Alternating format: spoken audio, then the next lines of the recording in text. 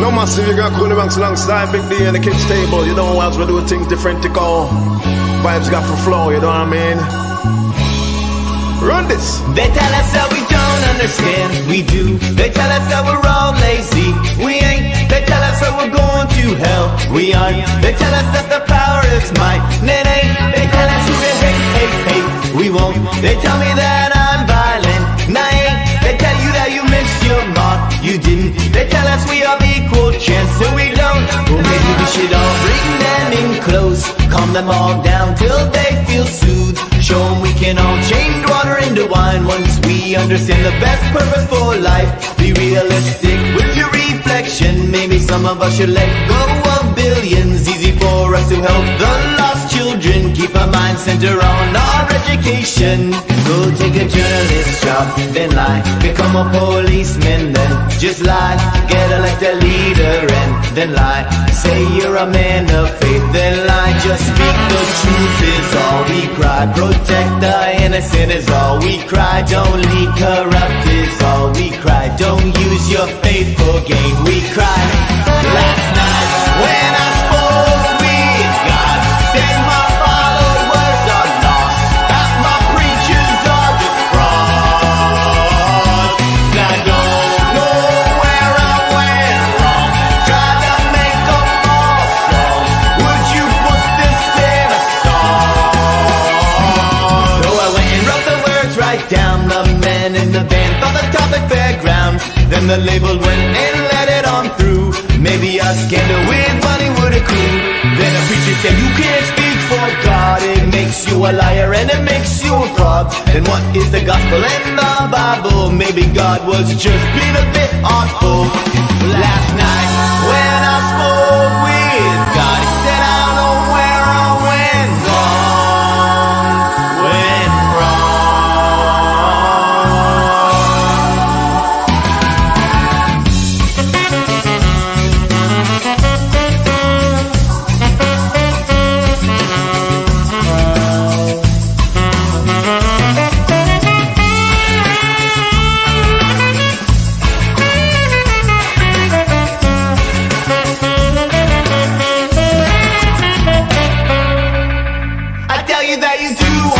Cause you do. I tell you that you're doing just right, cause you are. I tell you that your life will be fine, cause it will. I tell you that you are loved, cause you are. I tell you that you'll hit your mark, cause you will. I tell you that you're beautiful, cause you are. I tell you that you're talented, sure are. I tell you that you're perfect the way you are. Come to offer is inside. Don't let the fears no become a your fright. Stand up firm and prepare now for the fight. Don't make them push you around when you're right. You're perfect just the way you are. Yes, you're on the right path cause you are. Yes, you're doing great things cause you are.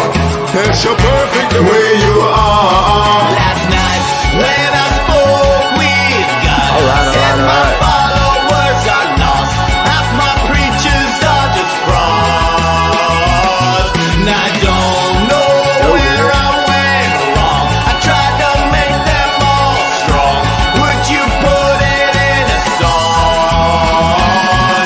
Last night when I spoke with God, said my followers are lost, half my preachers are just frauds. And I don't know where I went wrong.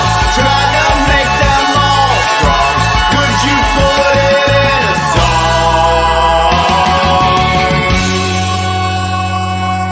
Whoa, I see Johnny.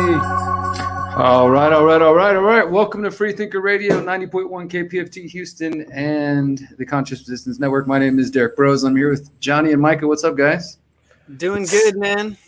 Just we're having a rainy afternoon in Houston. If you're listening on KPFT, it was yesterday. Yeah, we're recording this on what day is today? Tuesday. Yeah, Tuesday. A few days and off. it'll be airing on Friday, as we always do, on 90.1 KPFT Houston, 3 p.m.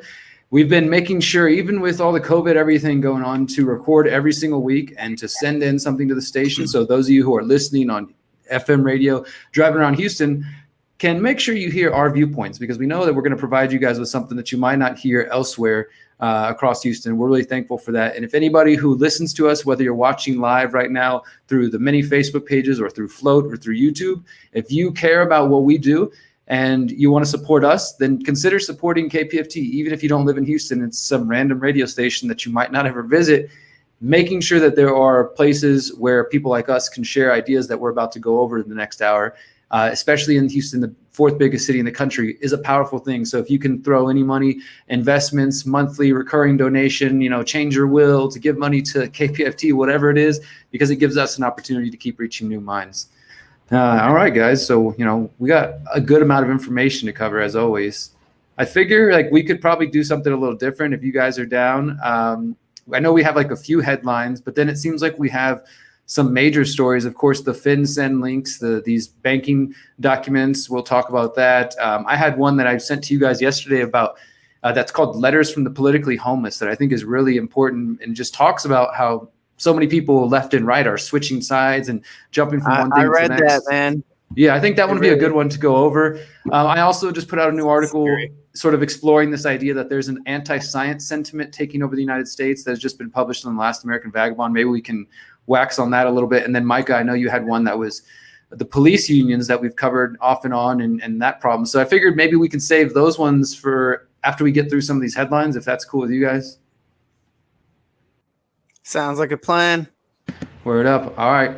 Okay, Micah, I know that well, first off, everybody visit thehoustonfreethinkers.com. I know I've said this recently, but we are now on Spotify. For anybody who uses the Spotify app, we also have a different RSS feed audio podcast on Pinecast. If you want to look up pinecast.com, or just go over to thehoustonfreethinkers.com. You can get the link for all that.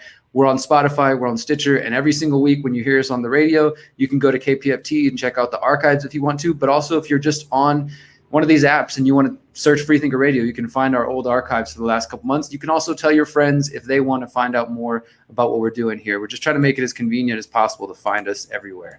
All right, Micah. For sure. I appreciate what you were just saying, Derrick, and I definitely appreciate KPFT for the opportunity to share the music, share the events, talk about the ideas.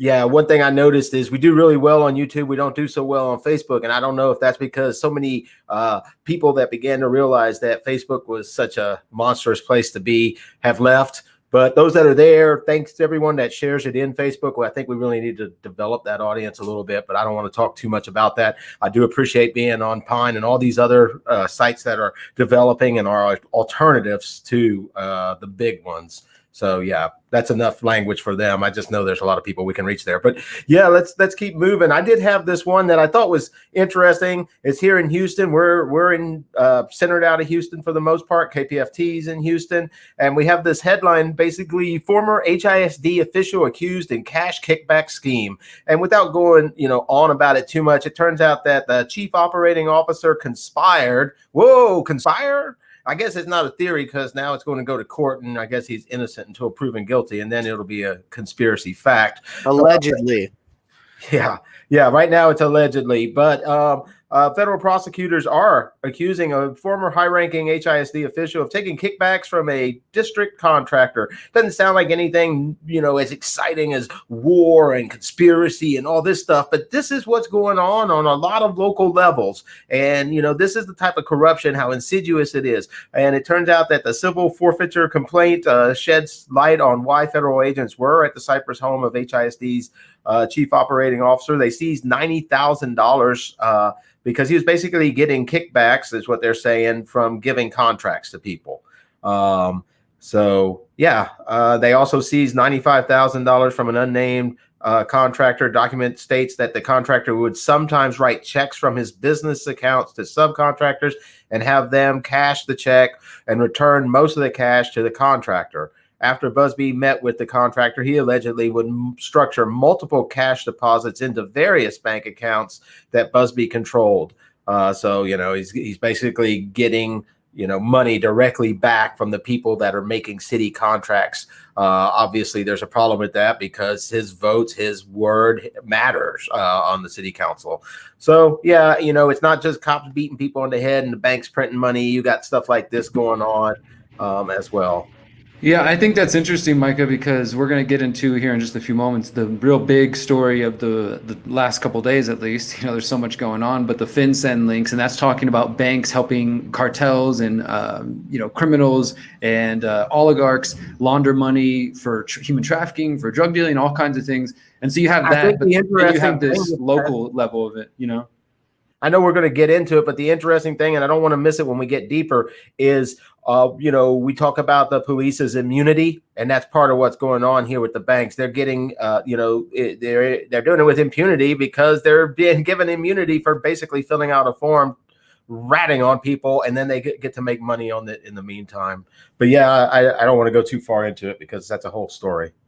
Yeah, we're going to get right into that in just a few moments. But yeah, it is interesting that we have cronyism and kickbacks taking place on the local level. And this is kind of just, it's a Houston Independent School District guy compared to these mega banks that we're going to cover. But still, it's all over the place.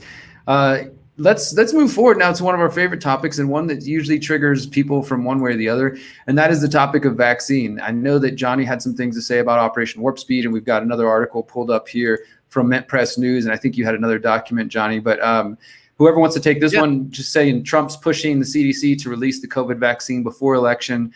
And now the experts are becoming anti-vaxxers. And it's funny, all of a sudden the people who don't like Trump are becoming the quote unquote anti-vaxxers. Well, yeah, I'm sure they'll be like, I don't even know. I just had to touch on this because it's just another thing showing that Trump's at least trying to be serious about, fulfilling his warp speed promise and getting this vaccine before election day, which seems crazy. So they start off by saying Operation Warp Speed has grabbed all the headlines when it comes to the federal government's efforts to deploy a COVID-19 vaccine when it becomes available. A colossal enterprise. Some supply chain experts have called it an Amazon Prime delivery model for a vaccine, which is just like a kind of like hilarious comparison. But they go on to talk about this group that's actually going to be bringing the vaccine to us that I hadn't heard of before, which is going to be kind of like in the other document as well. It says the real distribution networks tasked with the job are located in 64 districts brought together under the I'm not even going to get it right now, and laboratory capacity for prevention and control of emerging infectious diseases cooperative agreement. So it's like a crazy mouthful there. It's like just another, alphabet soup. Yeah, basically another alphabet soup, government facility that I didn't know about. So if you actually just go over to that page really quick and you just read their quick background, it's just as crazy sounding. I wanted to see if you could make sense of it because I just came across this.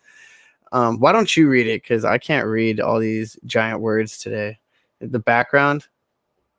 Let me see this. Okay, so this one's I always trip up on that word. Epidemiology. I can't do it today. I'm just giving it to you. Capacity for infectious diseases. So we're showing right now for those who are watching a document that Johnny found from this organization that in the last story he was mentioning. These are the people that are going to be funding and deciding the distribution for like who's getting these vaccines, and they were involved in Zika and Ebola. So 64 jurisdictions under this epidemiology and laboratory capacity for infectious diseases, essential funding for public health laboratory response.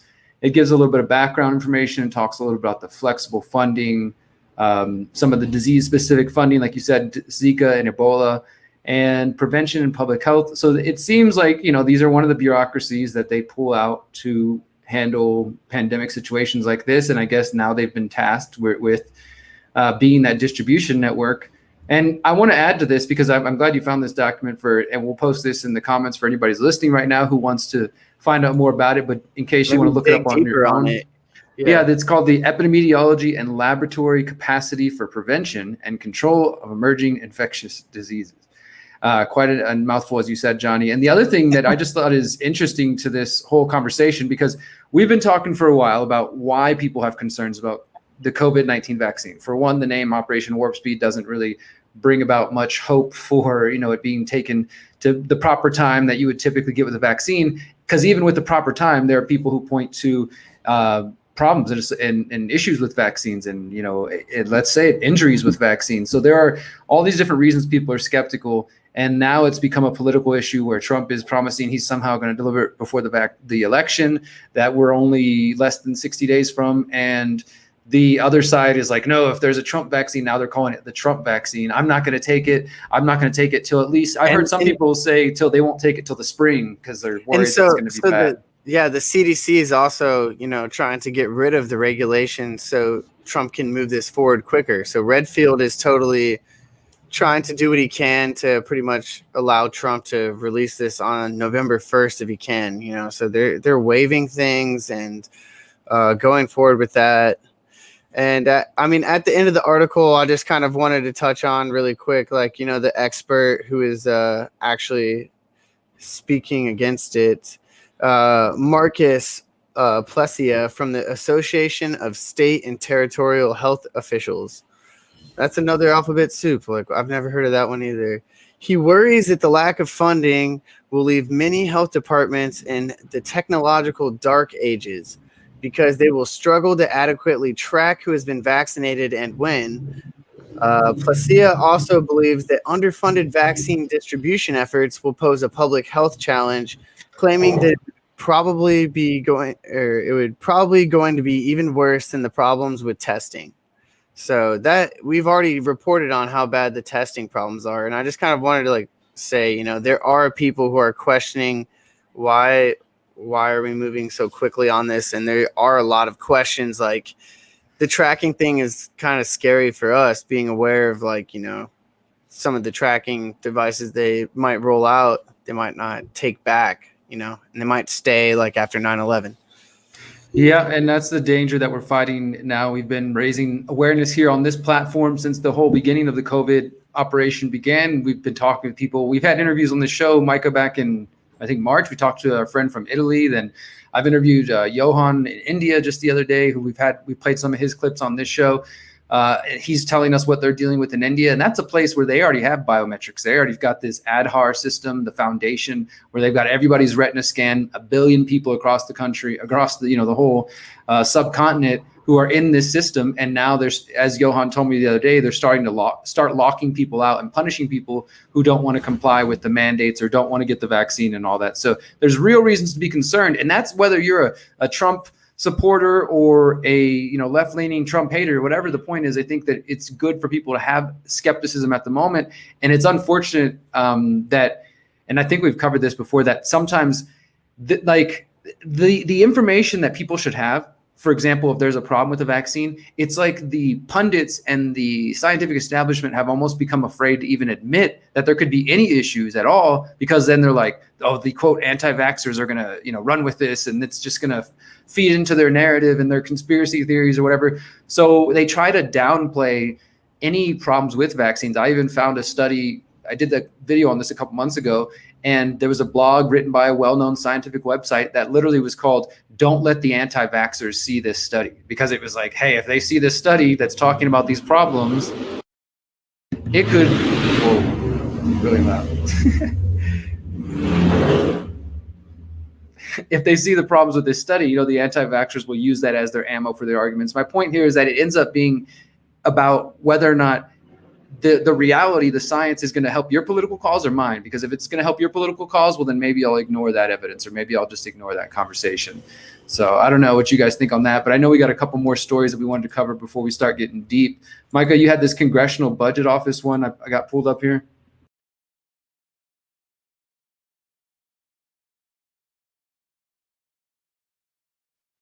Yeah, for sure. I'm just going to open that. Give me one sec. Yeah, the headline is Congressional Budget Office, Federal Debt Nears Unsustainable Levels. That sounds promising. Yeah, for sure. I mean, we're going through a lot of stuff right now economically, and with all the things going on around the world, it sometimes seems to take a back burner, but it is prevalent and it shapes a lot of our lives. And, as far as talking about control and one group having a lot of power, we see that there. And yeah, this is from the Washington Times for the most part, and you can find evidence of the same thing through other Associated Press, etc. But their argument is that federal debt is nearing unsustainable levels. Like, we got to think of the meaning of that word. What happens in a nation where a currency is based on debt and the debt is unsustainable?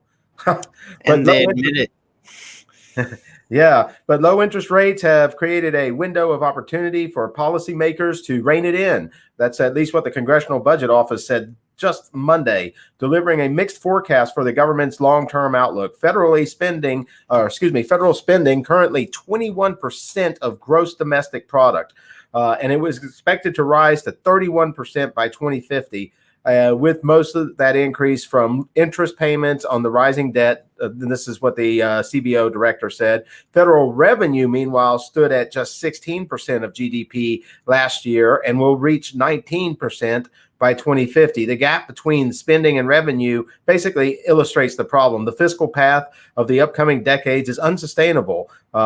They say federal debt held by the public will reach 98% of gross domestic product this year. I think that's kind of an interesting stat when you think about it, that this year, the debt that the federal government will have is more than the nation produces in a year.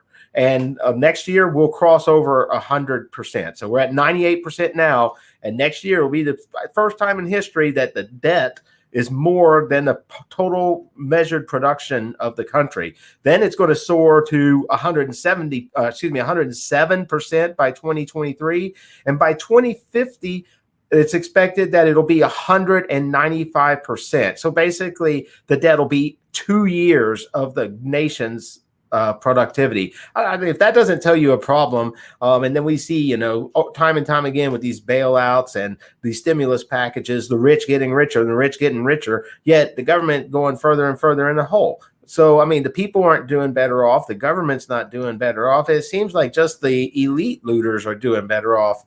I don't know. I mean, maybe that's just my speculation.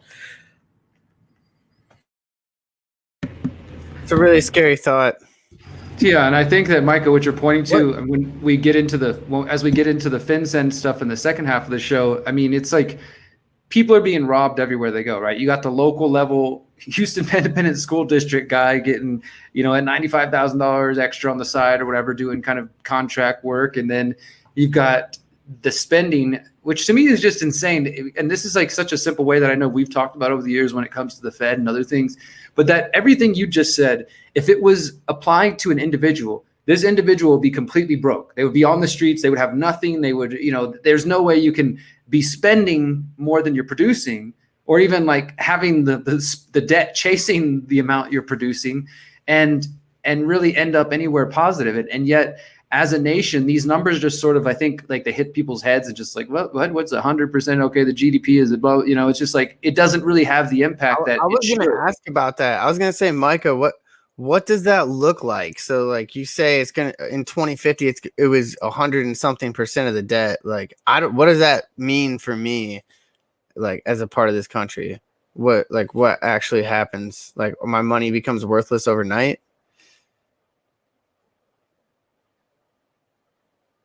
I wouldn't think it gets necessarily worthless overnight, but it might be that dire. It really might be that dire. We're looking at, for instance, this year. Well, it's a slow crawl. Gold is up 28%.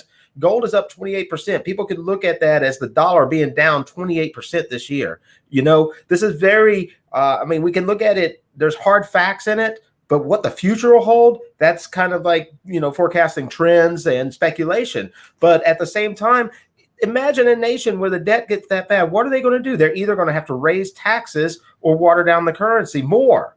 And it becomes like this, faster and faster race as the number gets larger. And the gap between what they're bringing in and what they have to pay out grows till it gets to the point where all that they're bringing in is paying the national debt. And then who's going to take care of the roads? And who's going to, defend the nation, and who's going to, take care of food stamps and Social Security and all those other, government promises? You guys are listening to Freethinker Radio, 90.1 KPFT Houston. We're here with Micah, Johnny. Sorry to cut you off, Johnny. And we're going to play a song in another couple minutes, but I know that we had a few more stories we want to get into. Guys, there's never enough time in the 1 hour that we have on KPFT. We are graciously and patiently waiting to end up getting 2 hours on KPFT so we can broadcast for 2 hours, play more music, and cover more news. And I know sometimes that the online audience, maybe they don't understand why did they just stop talking to play music. But, consider this a radio program like you used to be used to, hearing some talking, hearing some music. We like to mix it up. We want to support artists that we care about and that are also artists that have a message and just talk about issues that that we're down with, or at the least people who are creating conversation. So we're going to go to some more music in just a moment, but I know we had an update on Snowden that Johnny, one of you guys want to get into, and then the police training that we can get into in the next couple minutes, and then we'll go to a song and come back, and we're going to talk defense send links. We're going to talk this anti-science thing. We're going to talk about people who think they're politically homeless and what that means. So much interesting conversation as we are less than 2 months away from the election. So should we go Snowden or police training?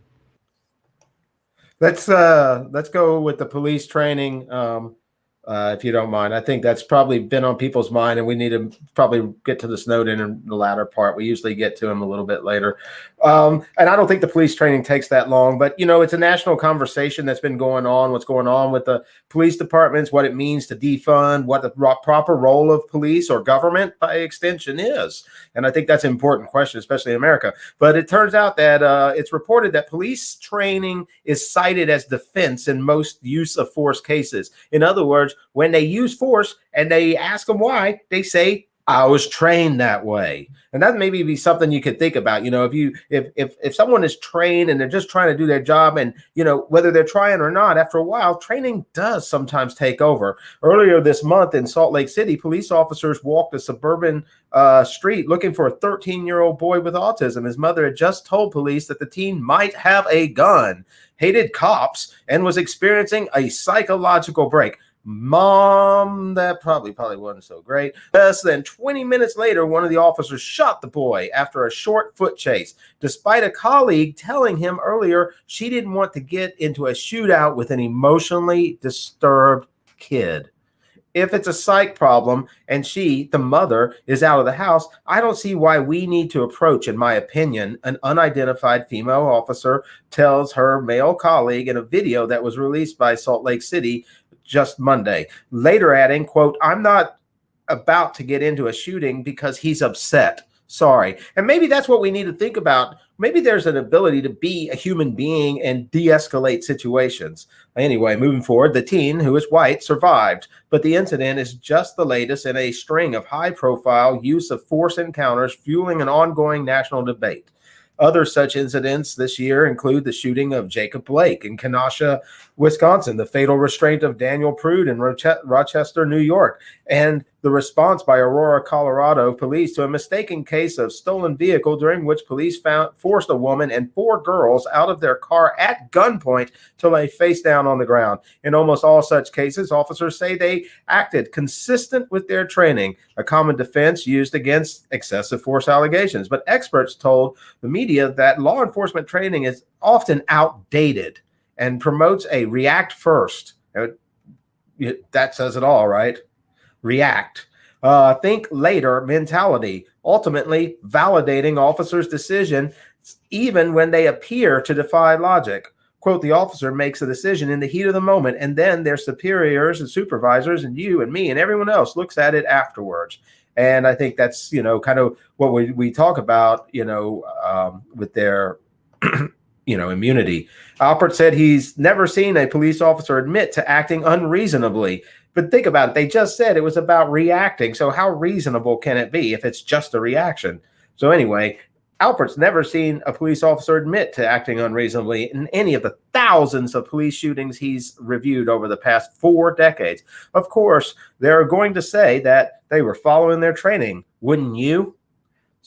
Police scholars for decades have studied why some law enforcement encounters with civilians turn violent, like a scientific study of it. Sometimes it's unavoidable in the high-stakes context of policing, but experts said Current training methods exasperate the odds of violence by instilling in officers a fear, and we've talked about this for years, Derrick, a fear that their lives are at constant risk.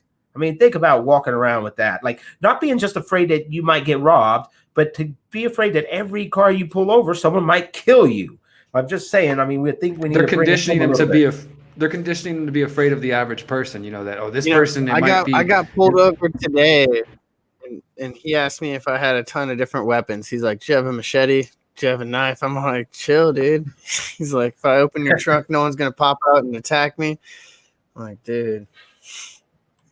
And in this effort to protect themselves, they're afraid, so they look to protect themselves.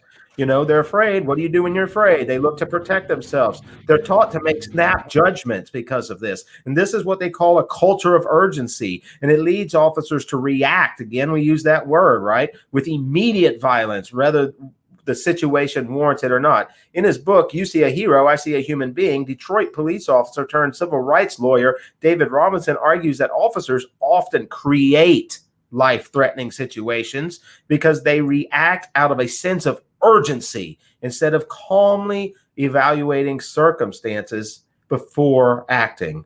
Robinson pointed to the 2014 fatal shooting of Tamir Rice in Cleveland. Cleveland police officer Timothy Loman shot the black 12-year-old seconds after they arrived. Officers said Rice reached for his waistband. A prosecutor later cleared Loman of criminal charges, saying he had reason to fear for his life given the high-stress circumstances and his police training. Had the officers asked dispatch for more information, Robinson said they might have learned that Rice was playing in a park with what was likely a toy gun. They also could have stayed inside their patrol car and used a megaphone to talk to Rice and determine what he was doing. They put themselves in the dangerous situation, so they shouldn't be able to avail themselves of that so-called justification. You see this pattern over and over again in these incidents. It almost seems like the cops get excited to catch a bad guy, and thinking and discretion, whoop, out the window. And the article goes on, but you get the story for the most part. Yeah, and I think there was a couple of good comments I want to reference before we go to our music break. For one, like you said, Micah, this is kind of a perennial debate that we're just constantly coming back to. The police, the way the training's happening, of course, like you said, them being trained to be afraid that they could get killed at every pullover and things like that. Not enough de-escalation training. Also, somebody referenced that, I think they said in Norway, police training is 9 months at least compared to the 6 months that the police in the United States have. Also, a number of people have pointed out that more and more police departments in the U.S. and abroad are being trained by the IDF, the Israeli Defense Force, which is notorious for the way that they treat Palestinians in their activities. So you have Israeli Defense Force military, which all Israeli citizens are required to join and spend some time in, increasing the training law enforcement in the U.S. And that is where many of these tactics are coming from. It seems to be, in addition to the militarization of the police that we've seen in the last 2 decades. Anything you want to say on that, Johnny? I figure we're going to play some of your music, so you get to introduce it. What song are we playing? Nature's Revenge. That's a great song. What song are we playing? Nature's Revenge by El Jumbotron. I don't know. Yeah, end police violence. Obviously, they're overreactive. Yeah, cool. All right, guys, this is Freethinker Radio. We're going to listen to El Jumbotron. We'll be back in just a couple of minutes. So we're going to talk the FinCEN links. We're going to talk anti-science. And maybe some of you consider yourself politically homeless, don't know who to vote or where to go. We're going to talk about that and more. We'll be right back.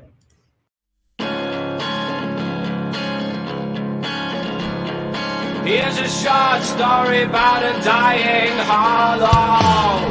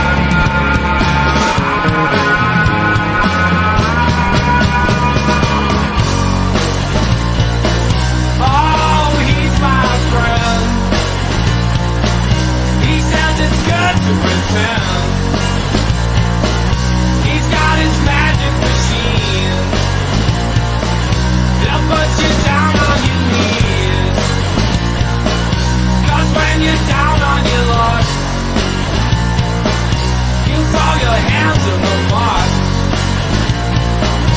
He said these bodies are mine, and all these words are divine. Oh, you stand for the song.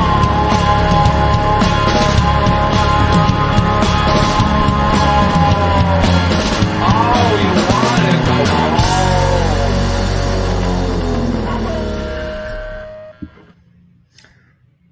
All right. Welcome back to Freethinker Radio, 90.1 KPFT Houston, the Conscious Resistance Network. My name is Derrick Bros. I'm here with Micah and Johnny, and you just heard Nature's Revenge from El Jumbotron. I see some people watching online enjoyed that, so check them out. El Jumbotron. Johnny, you guys got any more music coming out or anything new? Next year, we're going to be releasing our full length, so we're going to have a ton of new stuff out. But you can find us on Spotify and all the other stuff. All that other Sweet. stuff. All right. Where are we going to start with, Derrick? We're going to go to this letters to the politically homeless. But real quick, I just want to throw this out, Micah, and just throw this headline. I doubt we'll have time to talk about it, but just saw this today from Bloomberg. It says crypto is currently beating gold as 2020's top asset. So might be something to talk about later. But this one right here. Gold too. Silver's beating gold. Say that again. Gold. Silver is beating gold as well. So yeah, just those are like the top three assets, even better than tech stocks, as far as just their increase this year. For those who are paying attention, might be some interesting things to get invested in. So this one is coming from the spectator.us, and it's titled Letters from the Politically Homeless. It's not very long, but I'm not going to read the whole thing. But essentially, it's written from the perspective of somebody who considers himself to be like a former voting Democrat to now a sort of independent non-voter, or people who went from voting for Democrats to now like, I can't support Biden, I'm going to Trump, even though that sounds crazy to some people, it is happening. And then vice versa, people who are like, I've been a Republican my whole life and I can't stand what Trump did to the party, I'm not voting, or I'm voting independent, or I'm gonna hold my nose and vote Biden. But there's some really key points in here. So it starts with almost every Democrat voting for Trump has a story about being ostracized, shamed, or losing a friend. Americans aren't just fleeing liberal strongholds like California, Chicago, and New York in droves. We are moving politically too. As I often find myself caught in the crossfire of the culture wars, I also find myself at the crossroads of this migration. And she basically apparently wrote a column called Why I Won't Vote, and that led to her being contacted by a lot of lifetime conservatives who are now voting for Biden, independents who are being radicalized to vote red or blue, people who didn't vote for Trump in 2016 who are now enthusiastically voting for him. And she kind of goes through describing different anecdotal evidence of what she's seen and what she's heard. But I think it really points at a bigger problem here and why she says this is happening. I think you guys might want to hear this. So the first trend she says she noticed is that it appears the mainstream media massively overplayed their hand and, quote, red-pilled a large portion of blue America. Over and over again, I hear the same story. People were locked up for months on end. They social distanced and gave up working in order to, quote, flatten the curve. They missed funerals, weddings, graduations, schools, and even seeing loved ones die. Then came the protests in response to police brutality. And for a moment, it seemed like America was united against the police. But then epidemiologists came out in support of thousands of people gathering. And this is something we talked about, how some protests were okay if you were protesting for these causes, but other protests for different causes, no, that's not okay. And some protests cause the spread of the virus, some don't. It was very political. And it says it's only natural that folks sitting at home started to question the information they were receiving. And then came the riots. Undecided independents, many of whom were leaning towards Biden, cite the riots as having cemented their decisions to vote for Trump. For many former Democrats, the, quote, mostly peaceful protests were the pivotal moment that they abandoned the mainstream media and started seeking out other perspectives. They began listening to independent journalists and, more importantly, seeking out the source material itself. And then she starts talking about how people were basically just canceling their, I guess you could say they're canceling their connection to the Democrat Party and starting to bully people, tone police, punishing them for thinking wrong, and how what she describes as the woke purity test going mainstream. Out of a desire to go viral or appear virtuous on social media, fellow citizens are now snitching on one another and publicly humiliating each other. Rejection is a powerful motivator, and it's staggering to conceive of how many potential allies the left has managed to alienate in 4 years.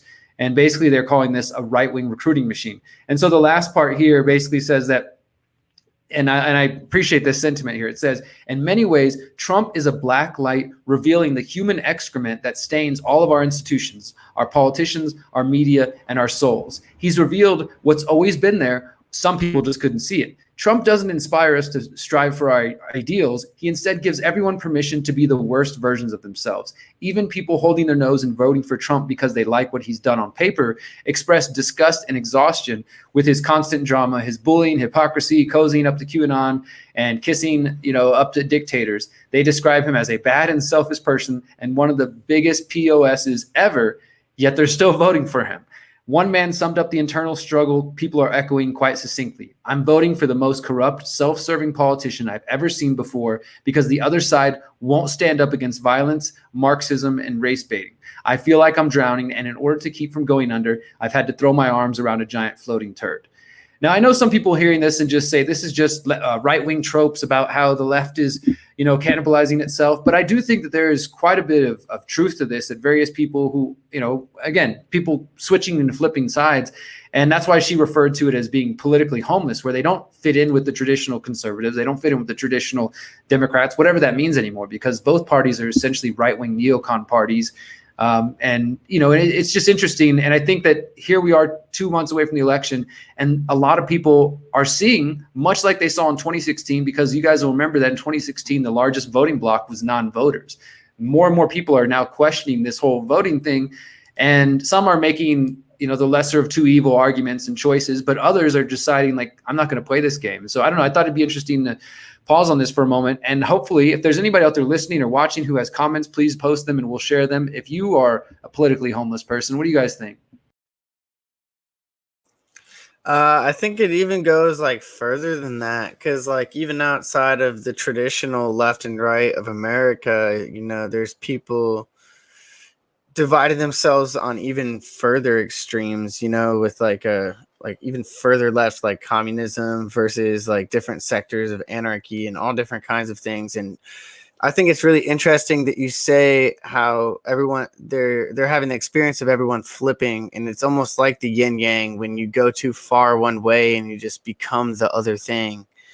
And I don't know. I just think it's so interesting. I'm actually seeing so many people flip-flopping the same way because they have a view that doesn't quite line up with one side, and they get ostracized from that particular side and end up having more sentiment on the other end. Yeah, I think that's part of the it. Phenomena that's definitely happening, and it's been ramped up ever since the vaccines came out, ever since Black Lives Matter and all different kinds of things. Not saying that one way or another about it, but it's just caused so much division and so much extremism, flip-flopping, and the elections, here we go. Well, how much of it do you think is necessary, Micah? In order for us to make an omelet, we got to crack some eggs, right? If we're going to try to create a better system, whether that means politically or through protest movements or whatever, clearly some people are going to be made to be uncomfortable. People might start drawing lines in the sand, and there will probably be some elements of natural division. How much of what we're seeing do you think is that's just part of the process of making a better omelet for the country, and others might just be, because some of it. I kind of like it that you were kind of this better omelet idea of yours here, that maybe there's some sort of Hegelian progress in history in the political movements here, that, people are moved. Sometimes they have these knee-jerk reactions to get out on the street to things, and sometimes they're moved by their reasoning to get out on the street for things. So I think you can't really know. We don't know which way all these forces are going to pull. But one thing I think is interesting is that when we look at these words, right and left, Republican, Democrat, if you look at the platforms of these parties, there's a lot of inconsistencies within themselves just every moment, because they're made up of a conglomeration of people. They're not like one view, even though what happens is the takeaway is they start infighting within themselves, or they start recognizing the other as nothing but other. And then you see, like you were saying, we get the worst of both worlds almost, Derrick, because who's paying for all this? So who goes to talk to their newly elected Congress people? Who's voting? Who's contributing to both sides every election? These people go every time. So we get, as you mentioned in the last story, where both parties are right-wing neocons. And then we also get socialism at the same time from the left, from both parties. So it's like we get the worst of both possible worlds. And then the trick of it is they could get you to think that if you're not a right winger, and if you're not a crazy left winger or a crazy right winger, then you must be a moderate. Let's just be a moderate, as if that's okay. And if you're a moderate, you're kind of saying, I can't take a position here. I mean, I don't know. I think that might be one of the worst grounds to be on. So I think that we get a false dichotomy, that the range we're given on right to left, we're given the same spiel, more or less, the same inflation, the same wars, the same mass surveillance. We get them constantly, no matter which of these parties come to power. So how much difference is there in effect? Yeah, there's really not much different in effect. And like you said, Micah, it's like you pick one of the extremes, right? The right is responding, and that's the thing, it's all reactionary, right? They're reacting to what they see as a push to the extreme left. And then some people are like, the right's going further right, we're going further left. When really, they're both sort of right-wing parties, and anybody to the left of them is like, oh, there's just so much mess here. My point is that it's like if you don't absorb that, then like you said, you get, okay, I guess I'm a center. I'm a milk toast moderate who doesn't really take any positions. But that's also sort of just being passive and not really calling out what is true, which is that both of these parties are corporate parties that work for the banks. We're about to go into this next big story of the week, the FinCEN links. And both of the parties get donations and campaign donations from banks. Goldman Sachs, we know, of course, we're operating throughout the Obama administration, the Trump administration. None of these things have changed. It's just should be more and more clear to people. And that's why some people are becoming politically homeless. They're giving up, or they're moving on, So, and maybe in the end, that will be something positive for me as a non-voter that hopes to inspire people to take other actions. I try to see it in a positive light, but we'll see. But we're down here to the last probably about 10 minutes here for our KPFT show. And for those who are watching live, if the guys are down, we could probably hang out for a couple minutes afterwards and at least hit that Snowden story and the police union. Maybe we'll do that afterwards. But let's get to this FinCEN links, because this story, as I know you might know, Micah, is pretty massive. And it is coming from the International Consortium of Investigative Journalists, the ICIJ, with a partnership with BuzzFeed News. And most people know BuzzFeed for being like pop culture, silly listicles, but they actually do have a facet of their journalism that is hard-hitting investigative journalism. And this is one of the examples where they're partnering up with the International Consortium for Investigative Journalists, as well as 80 other journalistic organizations from around the world, because this story, the FinCEN links, which FinCEN comes from, what is it, Michael? The Financial Crime, there it is, the Financial Crimes Enforcement Network. It's under the U.S. Treasury Department. It's their intelligence unit that's supposed to investigate financial crimes, obviously. And for short, it is known as FinCEN. And these files that the ICIJ and BuzzFeed News and other outlets have are what are known as SARS, which is Suspicious Activity Reports. And in the case of a bank getting, say, millions of dollars being transferred through their institution, they're supposed to file a Suspicious Activity Report, a SAR, and it goes to FinCEN, and ideally at some point it gets investigated. And if there is money laundering or drug dealing or something going on, there will be investigations. But what these 2,100 suspicious activity reports, which I think amount to more than 200,000 pages, if I read it correctly, that they had to go through. It was really interesting. I don't know if you saw, Micah, but they had one report that was just dedicated to like, here's how we crunched the numbers. Here's how we took all these documents, put them in a spreadsheet, made them make sense. And they got so many different stories coming out of it. So right now it's all over the news. I did see that Bernie Sanders, Elizabeth Warren are kind of responding, calling for banking reforms.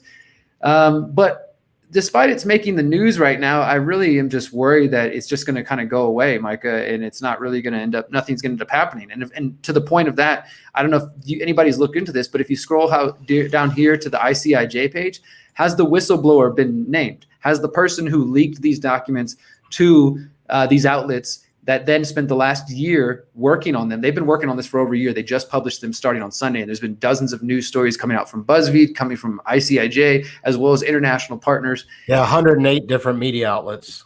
Exactly. And so it says the whistleblower, I just want to make sure this is clear to everybody. I didn't know this. Natalie Mayflower Sowers Edwards has already pled guilty to unlawfully disclosing confidential Treasury documents back in January 2020. So while they're working on this story, my guess is they found the leaker, and Natalie Mayflower Sowers Edwards, has now pled guilty to that. And Essentially, what it shows is what the Panama Papers and other past leaks from WikiLeaks and others have shown is that the big banks, the global banks, are involved in money laundering, whether knowingly or unknowingly. We don't know at this moment. I would say, based on past evidence, knowingly, that is helping with laundering, human trafficking. Once they fill out that SAR report, they are free to proceed. You see what I'm saying, Derrick? They're allowed to fill out this report and then take the money. I mean, it's so much money, guys. It says right here, banks moved more than $2 trillion in payments they believed were suspicious over 18 years. And think about it, they can loan out 10 times that. So you're going talking to say that was worth of power. It was overlooked for 18 years by multiple different banks. Yeah. I want to show you guys this quick clip if we can for the radio and video audience. It's only a 2-minute video that they put in here, which I think does a great job of explaining this whole thing, just so people don't get a little overwhelmed with the topic. Like, okay, banks are laundering money around, but this right here explains it really briefly and succinctly. So we're just going to check out this quick clip if you guys don't mind. There it is. It's called "How Banks Move Dirty Money Around the World." So check this out. This project is about mapping the vast oceans of dirty money that are coursing through the world's economy, and about the failure or quite possibly refusal on the parts of banks and governments to stop it. And it's also about showing the human misery that that economy funds and why stopping it matters.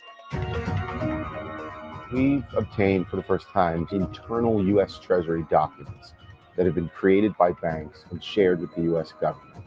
In them, you find that banks are tracking money launderers, terrorism financiers, narco traffickers, numerous accounts all over the world. The International Consortium of Investigative Journalists put together a team of more than 400 reporters from around the world. Alongside these journalists, ICIJ has led and reported on this project for over a year. And what the FinCEN files reveal is the role of global banks in industrial-scale money laundering.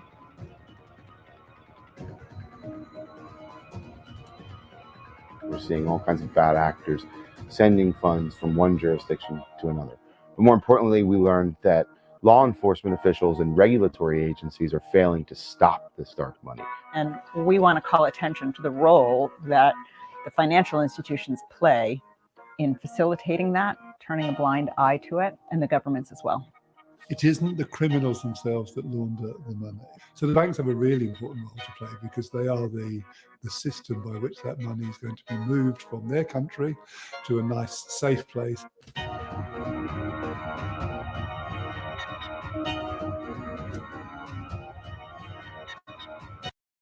All right, I'll pause it right there because I know the radio audience can't see what's on the screen, but it's basically just describing how banks from JP Morgan, Deutsche Bank, HSBC, who, as we know, has been involved with drug laundering for years. They actually were exposed for that. They were fined by the U.S. government, and while they were supposed to be paying this fine, they were also apparently laundering money for other oligarchs and dealers. And all the banks have denied any wrongdoing and basically said they have nothing to do with it. You know, it's just another example here, right? You know, remember a little while back when they found that ship all full of white powder that belonged to like a bank? Do you remember this, like from a year ago, Derrick?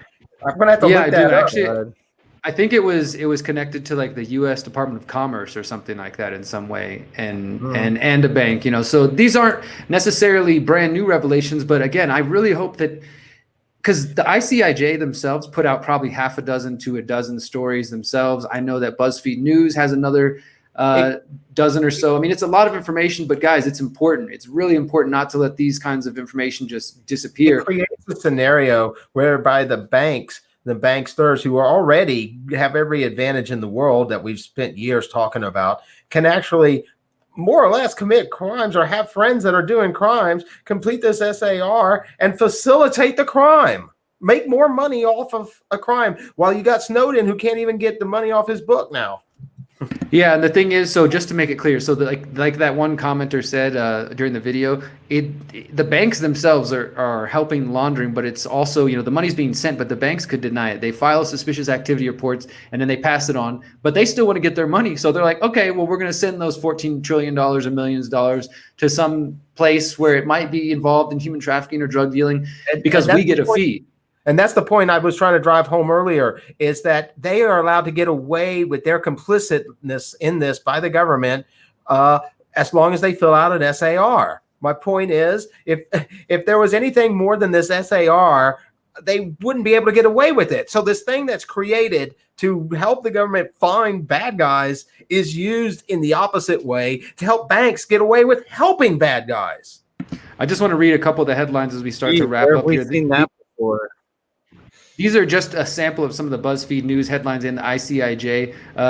Meet the colorful figures from across the globe who are featured in the new FinCEN files. They actually show you the different people whose accounts were moving money around.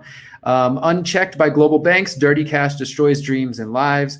FinCEN files, how banks move dirty money around the world. Secret documents show that North Korea is laundering money through U.S. banks. That one should be getting some more news coverage, and it hasn't been so far. Deutsche Bank money laundering scandal could create greatest economic crisis in history, according to some onlookers who are kind of watching the situation. So, yeah, it is a big story. I know that some people are talking about it right now, but my guess is by the weekend, with all the election and COVID, this is going to be a distant memory within a week, unfortunately.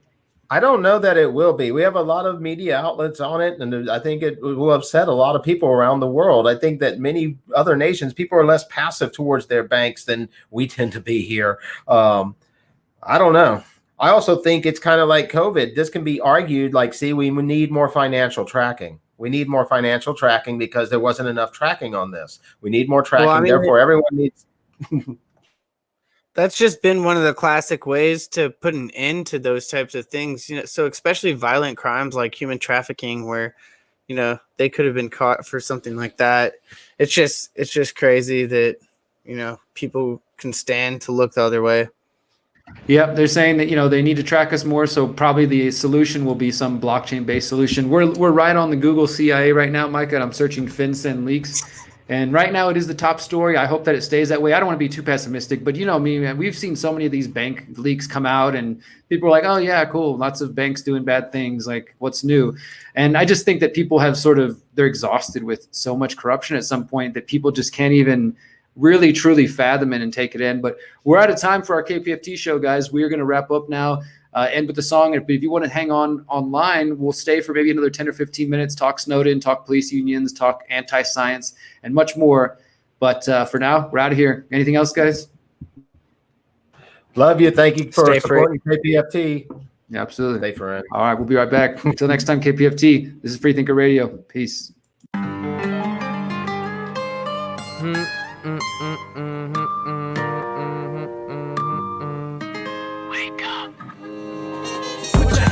If you happen to follow and want a song talking about popping the bottles, watches and models, I'm not gonna bother. Got us a problem, can't stop it tomorrow. Put your hands up if you happen to follow and want a song talking about popping the bottles, watches and models, I'm not gonna bother. Got us a problem, can't stop it tomorrow. Hello, my name is The Truth. Solely throwing a grenade in the booth. See me delete these beats out. I'm a white rapper like a TP'd your house. Put your hands up if you happen to follow and want a song talking about popping the bottles, watches and models, I'm not gonna bother. Got us a problem, can't stop it tomorrow. Change to Market Obama. Change you can believe will offer you nada. The same global elite are dropping in dollars. Republic of the puppet, the heart of the monster. Uganda and Gaza are products of anonymous economists and politicians calling the shots. Would you last if it happened tomorrow? Running down your block from an all-black chopper. Zoom like you hopped in a Mazda. Top chopped off, spotlight shined on you. Drive faster, they're starting to catch up. Get a megaphone, start yelling your ass off. This ain't Germany, if you came to murder me, I'm going to the top, so you better aim vertically. Okay, certainly, this ain't brain surgery. Just change the teleprompter like I'm Ron Burgundy. Put your hands up if you happen to follow and want a song talking about popping the bottles, watches and models, I'm not gonna bother. Got us a problem, can't stop it tomorrow. Derrick, put your hands up if you happen to follow and want a song talking about popping the bottles, watches and models, I'm not gonna bother. Got us a problem, can't stop it tomorrow. That's what I call fear-mongering. Pessimism, repetition, communism, terrorism. Pessimism, repetition, communism, terrorism. Pessimism, repetition, communism, terrorism. Pessimism, repetition, communism, terrorism. Pessimism, repetition, communism, terrorism. Pessimism, repetition, communism, terrorism. Historical reminiscence, cause this is repetitious. It's the new world order in the 60th edition. The mission isn't different if it's Hitler to the Clintons or the politicians sitting in trilateral commissions. The president's position has never been our decision. It's been given with permission in a one-party system. You think there's competition in between the opposition, but from Bush to Obama there really isn't a difference. They wish to kill victims of the police state system, so I spit out bars to free us from the prison. I can sound pop to bait you in, then spit real talk like a bait and switch. Take those kids who never gave two shits and make them give one just based on this. Listen, new Rockefeller, old ambitions. They're all terrorists by their own definitions. Give a little kid a missile in the Middle East, tell them it's a competition to see who can live the least. They own television, that's why they don't mention the fact that Tower 7 was controlled demolition. Those in suspicion must be code for magicians, cause those sons of bitches were at home in their kitchens, funding the mission of the opposition, giving them guns and getting shot by our own ammunition. Turn off your television because they won't mention the fact that Tower 7 was controlled demolition. You can call me crazy, but go look it up. On 9/11, Tower 7 fell without getting touched. Jay Soli. 9/11 was done by people in our own government, our own banking system, to perpetuate the fear of the American people into subordinating themselves to anything the government wants them to do. That's what it's about, and to create this war, this endless war on terror.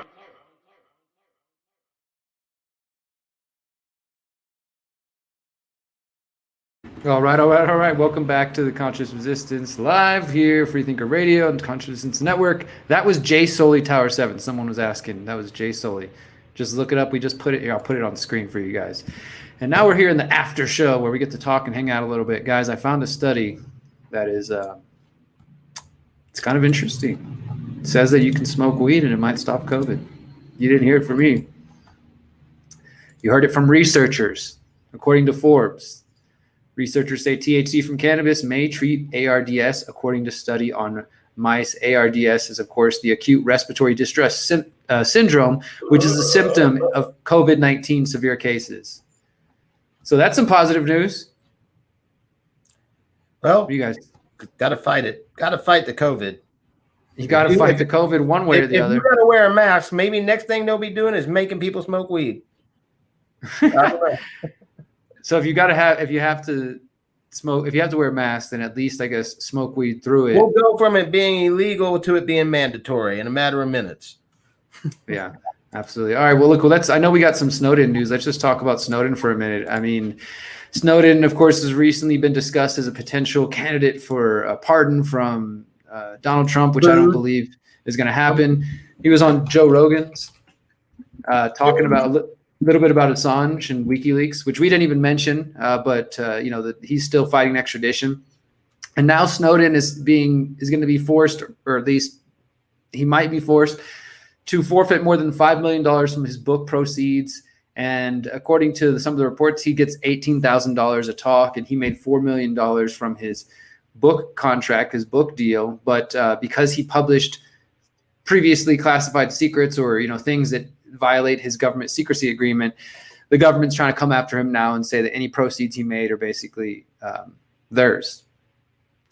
I mean, I don't know that this guy's ever going to get a fair treatment or fair trial. I know there's some people on the channel and some of the listeners who don't trust Snowden and think that Snowden, Assange, and all of them are just controlled opposition of some kind. Snowden didn't reveal anything that we didn't know. He sort of normalized it. Yeah, they passed the USA Freedom Act, but it didn't really do anything to actually stop surveillance. And they created a Hollywood movie and a bunch of books and whatever, but what was the actual outcome? I mean, you could take that pessimistic narrative, but whether or not you believe that, I think at the end of the day, the treatment of Snowden, the treatment of people like Assange is only setting precedents for worse treatment of journalists and publishers in general. What do you think about that, Micah, in this whole situation? I think we need to do a deep dive on whistleblowers. Ever since we talked about Snowden, a little while back, a few other whistleblowers, and also today's episode in talking about the FinCEN leak and such. I think that's pretty important. And if you read in there, I think it's interesting because it's saying it won't immediately give the money to the government because it's still on appeal.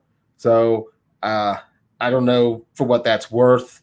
Maybe he won't have to lose that money. But yeah, it was just recently news that they finally admitted, to yet another one of the things that he disclosed, that they said, no, we're not spying on everybody. So, I mean, here we are years later, and it's still, reverberating through society. So I don't know. I think that everything that goes on with him and with the trial needs to, should be a utmost importance to freedom loving people. I'm not exactly sure of all the details, even though I've paid attention to him for a long time to know, how to stand on every aspect of it. So I do know at the end that we're better served for knowing that, there's a tyrannical government spying on people than we would be served from anybody who might threaten us knowing that. You know what I mean? So anyway, but yeah, I'm kind of glad that, he's not just disappeared or something. Yeah, I guess some of the argument is kind of like he's playing, or him and people like him, Assange or others, are playing, or could be. Of course, this is speculation. None of us have the documents to prove it. That they could be playing the Emmanuel Goldstein-like character in our, modern day COVID 1984 drama. You have this sort of idolized or sort of like perfected image of somebody who is Snowden had to run away and go live in Russia to give up his life to do all these great things. I think that's where they're coming from. I don't necessarily find too much evidence to it. But I do think overall people should be paying attention because, as I said, Assange, I've been doing these weekly wrap-ups with Derrick Haddad, who's the former Newsweek journalist who got fired after he tried to expose the Syrian false flag attacks in Syria. And we've been doing weekly updates of week 1. Now we're in week 3 of these extradition hearings. At some point, Noam Chomsky is supposed to speak in defense of Julian Assange, and they've had Daniel Ellsberg from the Pentagon Papers. I mean, the American media is completely ignoring it. It's really crazy to think about all the people that are involved in the Assange hearings and that are speaking up for him and trying to call attention to it. It's where does your duty lie as a patriot, or even if you want to say as an American citizen, or as just a citizen of the world, or as a fellow human being? So where does your allegiance lie? When you hear about these things going on in your employment, do you side with the shadow government or do you side with the people? And then, you got the ramifications of either action and the rewards thereof. So I Yeah.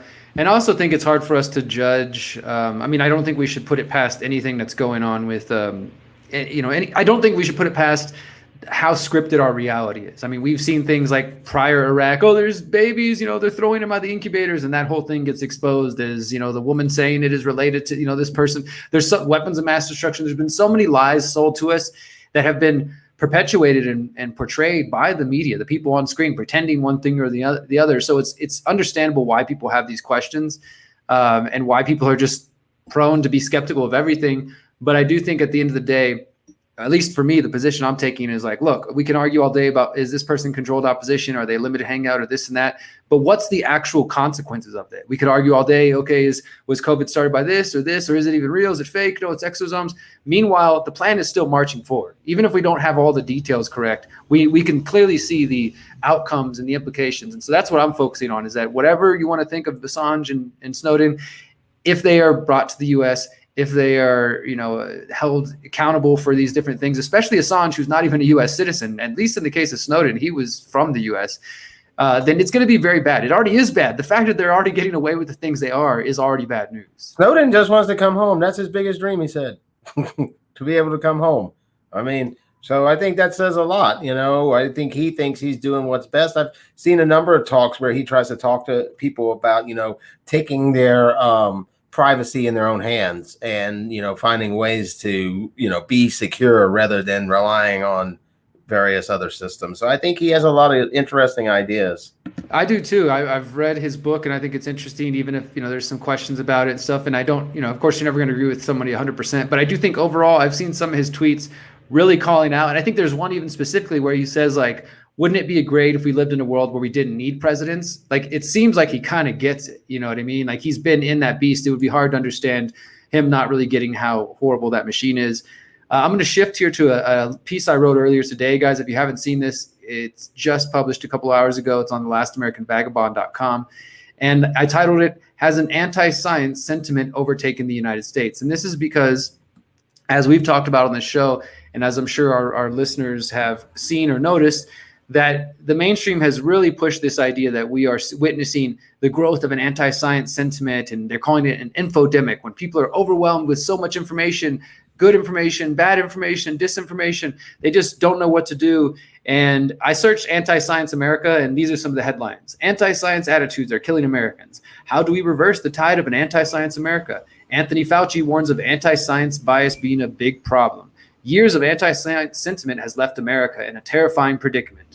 And it goes on from there, and you can see this messaging being repeated in the mainstream over and over, that we're in the middle of an anti-science.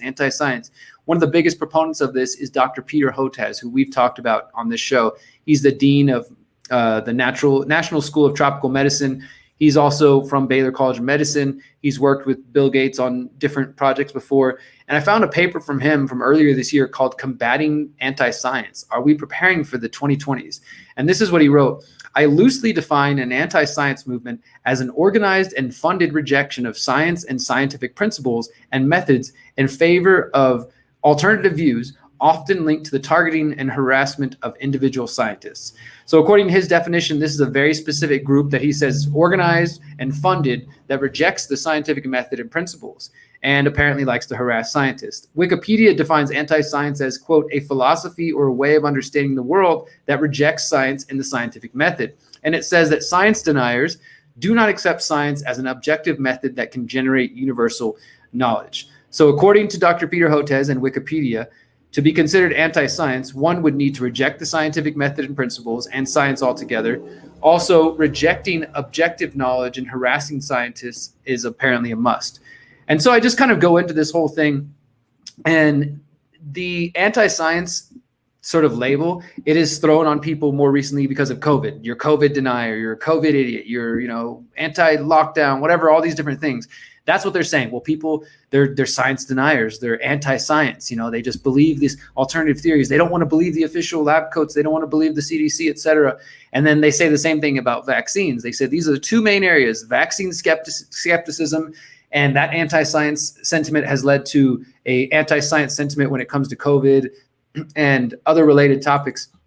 So I go through here and I look at vaccine hesitancy and discuss why it's not inherently anti-science. In fact, it's people, parents and researchers and activists and journalists who are asking questions and who are in fact interviewing researchers, scientists, and doctors who have raised the scattered few who are brave enough to raise various questions, including Dr. William Thompson, that I know me and Micah talked way back in 2014 when it was first exposed that there was a CDC whistleblower. Dr. William Thompson came out and handed hundreds of thousands of papers, documents over to Congressman William Posey's office about a study he was involved in September 2002, where he said they, quote, fudged the numbers to change the amount of numbers, to change the relationship that showed that there was a higher incidence of autism-like responses in young Black boys. And so he came out and spoke that was spoken on the congressional floor. But of course, the corporate media and scientific community are either unaware or uninterested, and nothing has happened since that time. There have been no investigations.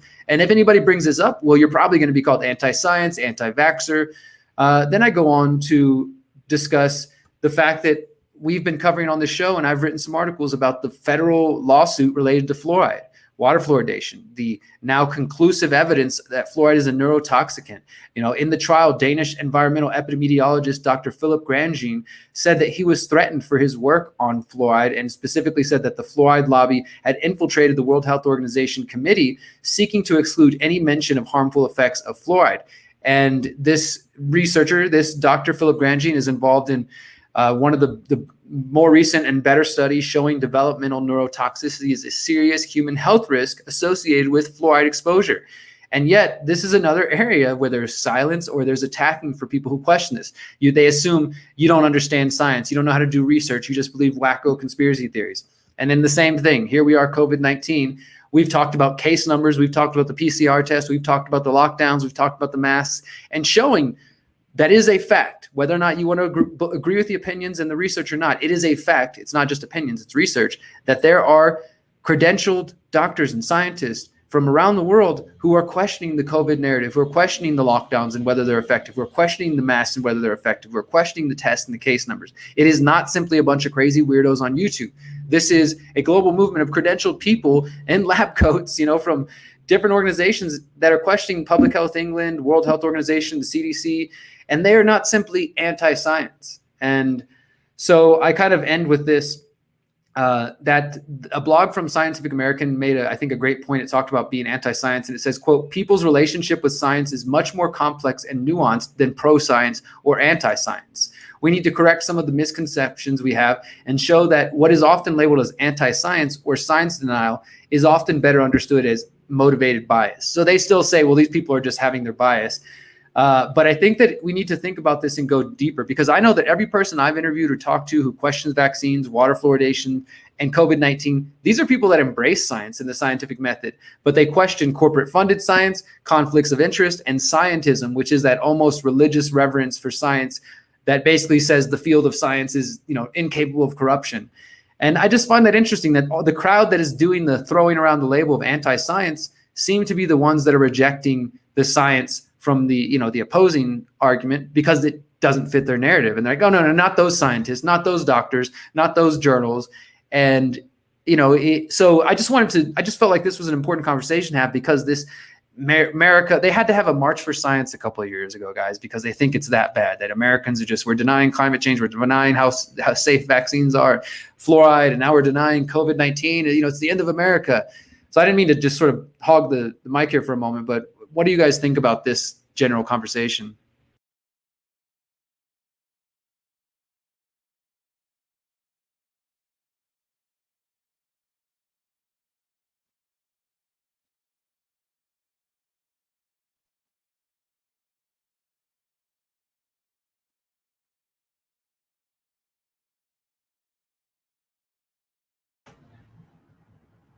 Johnny looks like we he's can't talking. hear you, Johnny. Has something happened? Johnny's getting that fixed. What about you, Micah? What do you think about this while Johnny's getting ready? And it's been a back and forth battle against knowledge from the beginning, So, yeah, if they want to label some people as anti for their views, and I could get attacking scientists or something like that being considered anti-science or defacing scientific textbooks or blowing up science museums, but just to argue that people are anti-science because of a nuanced position on something, I don't think that that's clear. Maybe what they may, in some cases, let's just pretend that there's some obvious science that says something and they just resist it. Maybe they don't understand the scientific method, the details of the science. I don't know. I think there's like you said, it's nuanced. And nobody, a lot of people don't understand science, and then they don't do philosophy of science to see how science serves different things. If you're coming to knowledge, you could be coming to all kinds of different knowledge of different aspects. Geology is definitely different than chemistry. Chemistry says everything's chemicals. Physics says everything's energy. Oh, one of them's wrong. No, it's just a different understanding of these terms within each discipline. So I think this is politically motivated rhetoric to label a group of people anti-science or anti-anything like this, because these people didn't pick this name themselves. They didn't go, we're the anti-science crowd. It should really be called anti-mainstream science. I mean, that's what kind of what it is, because I think it's kind of hilarious. People have this idea of a scientific consensus, and that's always what you hear. But who are these golden consensors, and where are these people that are is it this one set group of people that you approve of? You know what I'm saying? So I just think it's unscientific to think like that, and it's crazy. Well, think about sciences that are easily understood, like geology. How's geology work? Well, they have ways of measuring rocks and crystals, right? They measure different things, hardness, for example. And so, obviously diamonds cut glass, but talc doesn't, right? And these different ways of narrowing down. And then they're just human classification systems at the end of the day. We call this talc because it has these properties. And guess what? Everybody else can do those same tests. That's what science is supposed to do, right? Everybody else can. can replicate what you've come to understand. That was the power of science in dispelling false knowledge, belief that was erroneous. And now it sounds like some people, they just want things that aren't proven all the way to just be accepted as fact. And that's always going to be a battle. It's always been a battle in science itself. So it's not these people, some may be anti-science, but just because you don't believe a theory, it doesn't necessarily make you anti-science. Yeah, and I made that point in the article that, like, look, spending time around I like to use the word vaccine skeptic community. I think that's a better descriptor. It doesn't have the sort of negative connotation of anti-vaxxer. But spending time around the vaccine skeptic community and people who are skeptical. I mean, this list that I did here, all I did was focus on fluoride vaccines and COVID-19 and put like a couple of brief examples. We also could have talked about how scientists have pushed for glyphosate, and said that glyphosate was safe, and the Monsanto industry funded science and all that. I mean, there's just so many examples that I think it is important, like Johnny said, whether you call it mainstream science or just corporate science, that science is not, infallible. It's constantly theory that's evolving. Kind of like uncorruptible entity. I don't understand. Like, and the weird shift for me is that so many people understood the true problems with big pharma and their amount of funding and influence. And then as soon as this crisis hit, everyone started acting like, oh, well, going against these same people funding these same things is anti-science. All of a sudden, like the same companies that we've been, showing commercials in the middle of the night with like 5,000 side effects for a headache medicine. Those same people are making the vaccines, and we're calling other people opposing that or questioning that anti-science. And it's like, no, they clearly have profit motives. There's clearly reasons that other reasons besides health and other reasons besides science to even question vaccines. Well, there's a couple of things that I think are kind of interesting, and I think that mainly 2 points. One, think of the things that have been taken as knowledge in the past, and think of absurd things that have been taken as knowledge, like phrenology from the Nazis. The study of their skull would let them know deviant races, and there was something wrong with these people. See, their science proved what they wanted to see. Okay, and then you got to step back to the science isn't like deductive reason, it's inductive. And that means that it's never certain. It's always empirical, based on observation, which can be changed in different, water boils at 100 degrees at sea level, but on the mountain, it's a different thing. So, it's all about understanding. And because it's inductive, all the facts are never in. All the science is never done. That's why consensus is a bad word to call it. All that the consensus is that when I test something to be talc and I send you the samples, you test it to be talc, Derrick tests it to be talc, and then we all tend to believe that it's talc. There's no set number of people of, okay, well, how many scientists do we need with what types of degrees to test it with talc? Because, it gets sticky when two different people do get two different results, and one of the groups says, well, we're the consensus. The validity of a DC cell battery is pretty much universal at this point. We all know that a car battery works. And I think that's kind of what we, at best, are aiming at, is where a theory is perhaps universally accepted or universally tested and not found to be false. So let's go with that 100-degree boiling temperature. As soon as someone goes up on the mountain or goes to Mars and finds out that it's a different number wherever else, or that the car battery, the DC cell doesn't work here, then we can modify our theory and say DC cells work here, or, water boils at this number at sea level. And see, that's why it's so important that they include those types of studies alongside of things like that. Exactly. With the consensus. They have to say like, oh, well, yeah, this is also in that category of talc and in the category of the batteries. We know this, pretty much for a fact. And then, time and time again, they've done that. And we believe it strongly based on that's all I really got. Yeah. Well, we're going to go ahead and leave it there. I mean, I think it really is important just to kind of throw my final thought on there that we've covered this before. The world is sort of fracturing, it's their experts and then quote unquote our experts, and if you're somebody who wants to try to look at all the information, that to me is the big deal. Trust vaccines if you like them, don't trust them if you don't, but all the information should be available to people. It shouldn't be being deleted off the internet and hidden from people. We have to go use special websites, to find the content that people want to see. It should be widely available. And we are at a point now where that's not happening. This information is being deleted. And I can say as a journalist, objectivism means basically calling the other side crazy. Objectivism isn't listening to what the other side says and hearing there and comparing that to what we believe is the consensus. It's basically, no, we don't have to report on both sides of the story because we know they're crazy, so they don't matter. But I know we've talked for a little while, guys. We're going to leave it here for the night. I'm going to end with one of our chill songs. If you are a cannabis enjoyer, maybe now is the time to get your COVID medicine while you enjoy this song from Craze Music. And guys, I'll see you next week. Till next time, remember, you can find us at thehoustonfreethinkers.com. You can download or listen to us on Spotify, Stitcher, and all that good stuff. Till next time, peace.